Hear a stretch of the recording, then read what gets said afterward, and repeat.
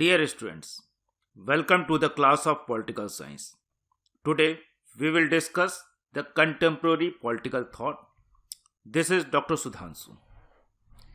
In contemporary political thought, जिसको हम कह सकते हैं समकालीन राजनीतिक विचार, जिसमें हम डिस्कस करेंगे आज लेनिन को, V.I. लेनिन, व्लादिमीर इल्विच लेनिन, जो कि जिनको हम जानते हैं लेनिन को अलग अलग नाम से या अलग अलग तरीके से हम इनको पहचानते हैं। जब रशियन रेवोल्यूशन की बात आती है या मार्क्सिस्ट थिंकिंग की बात आती है तो हम लेनिन का नाम सुनते रहते हैं।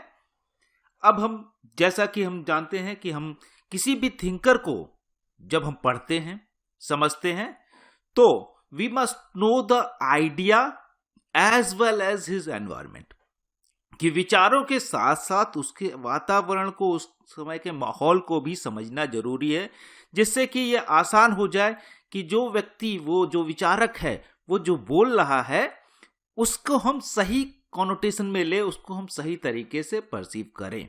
ऐसा ना हो कि वो कुछ और बोलना चाहे, हम उसका मतलब आज के समय में जो वर्ड्स होते हैं उस पर हम देखें। तो उस समय को समझने के लिए हमको उस समय को देखना होगा, उससे पहले के समय को, कि किस परिस्थिति में वो व्यक्ति अपने विचार लिख रहा था। तो इसलिए हम उनके जीवन पे बहुत ज्यादा फोकस करते हैं कि उनका जीवन कैसा बीता, किन परिस्थितियों में बीता। तो यहाँ पे भी अगर हम लेनिन के जीवन को देखें तो लेनिन का जीवन किस समय में है, कहाँ पे है, तो हम सभी जानते हैं कि रूस के अंदर सिम्ब्रिस्क नाम की जगह है, वहां पे पैदा होते हैं 22 अप्रैल 1870 को।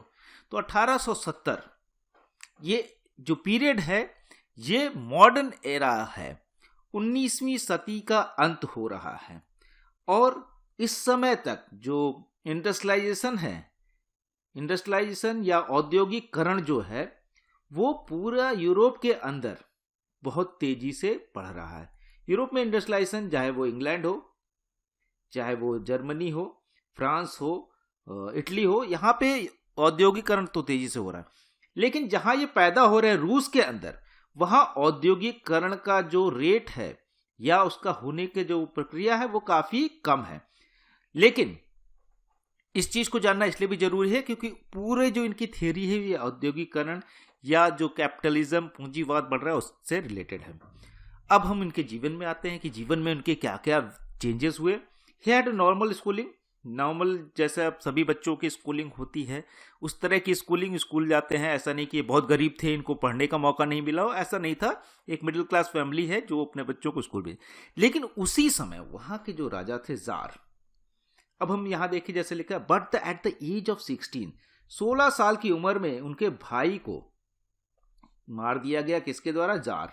अब ये जार को बहुत से लोग अलग अलग तरीके से CZAR भी लिखते हैं, या जार इस तरह से, या हिंदी में हम जार कहेंगे। जार का मतलब रूस का शासक या राजा जो होता था, उसको वहां पे जार बोला जाता था। इस जार को पास जो, जैसे कि ज्यादातर मोनार्क होते थे या शासक, जो राजशाही शासक होते थे, उसी तरह के था, जो बहुत अच्छा जनता के लिए तो नहीं था। अब वहां पे और ज्यादा मुश्किलें हो रही थी।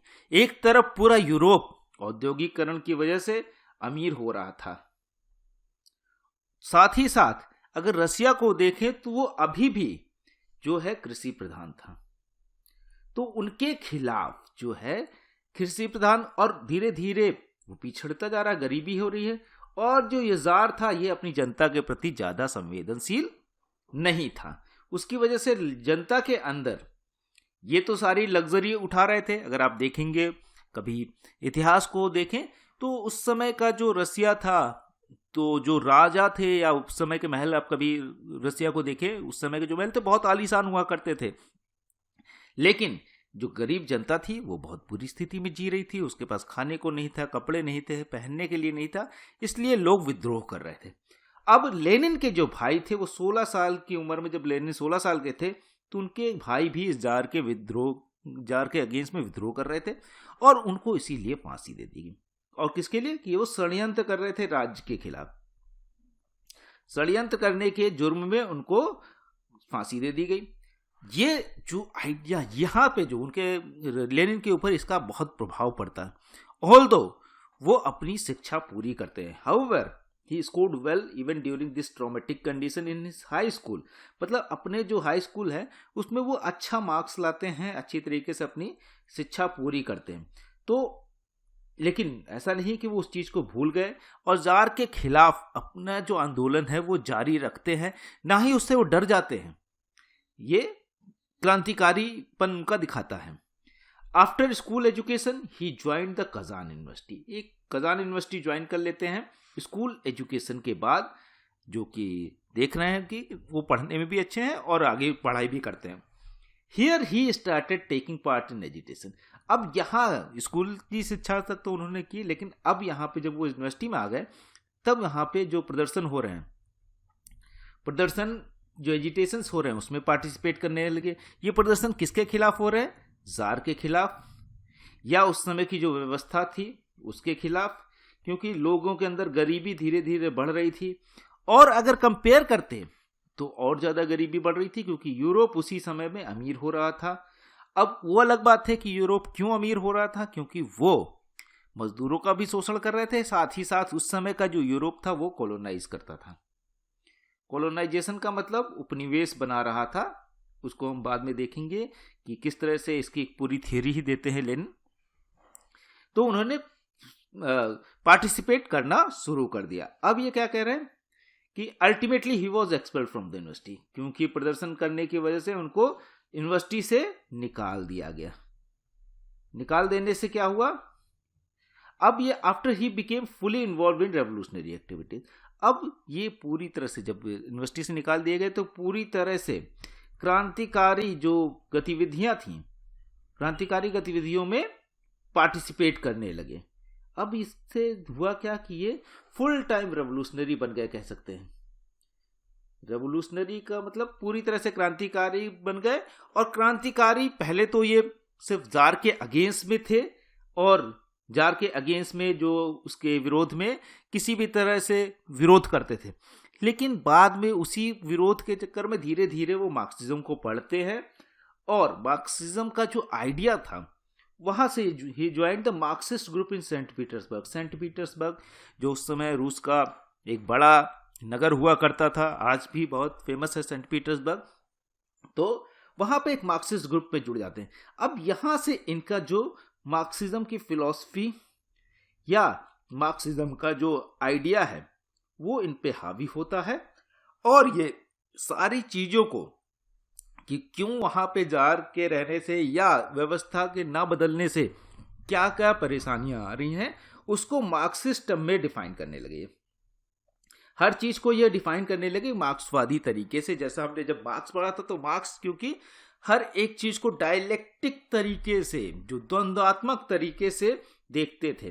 तो अब ये रूस की जो परिस्थिति है उसको भी द्वंद्वात्मक तरीके से देखने लगते हैं, और सोचते हैं कि किस तरह से इसमें परिवर्तन मार्क्सिस्ट तरीके से या मार्क्सवादी तरीके से कह सकते हैं आ सकता है, और समाजवाद की स्थापना हो सकती है। तो समाजवाद की स्थापना होना जो है ये इनका एम बन जाता है, इनका लक्ष्य बनता आता है स्टूडेंट पीरियड से ही। अब हम देखें, in 1895 he was exiled to Siberia by the tsarist regime. ये जो है 1895 आते आते, क्योंकि ये खतरनाक बन चुके थे, इनके अंदर जो संगठन करने की क्षमता थी वो ज्यादा थी, ये लोगों को मोबिलाइज कर पाते थे, लोगों को समझा पाते थे और मजदूरों को भी समझा पाते थे। तो जो जार रेजिम थी, जो जार की सत्ता थी, वो इनको खतरनाक समझती है और ये उनको भेज दिया जाता है साइबेरिया। साइबेरिया एक ऐसी जगह है रूस के अंदर जहां जिस तरह से हमारे यहाँ काला पानी की सजा दी जाती थी कि पानी के बीच में टापू पे छोड़ दिया गया, वहां से अगर मान लीजिए आप जेल तोड़ के भागते भी हैं तो भी आप कहीं पहुंचेंगे नहीं, वहीं रह जाएंगे। उसी तरह से साइबेरिया की जो जेलें हुआ करती थी वो भी ऐसे है कि बहुत दूर दूर तक सिर्फ बर्फ ही बर्फ है, कोई रास्ता नहीं, कुछ नहीं, ना ही कोई रहने